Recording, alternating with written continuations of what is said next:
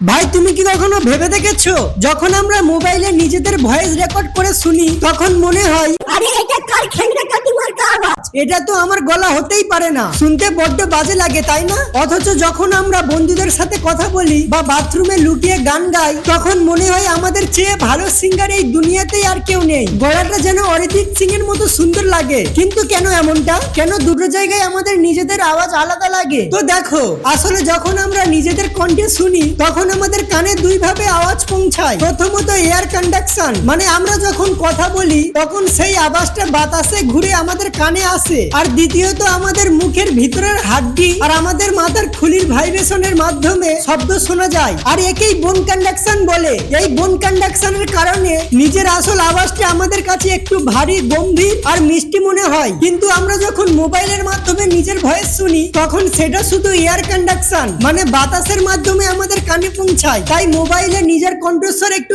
পাতলা আর অদ্ভুত শোনায়। মানে মোবাইল কিন্তু তোমার গলা খারাপ করে দেয়নি, বরং বাকি দুনিয়া তোমাকে রোজ কেমন শুনতে পায় মোবাইল সেটাকেই তোমাকে শুনিয়ে দেয়। Like and subscribe.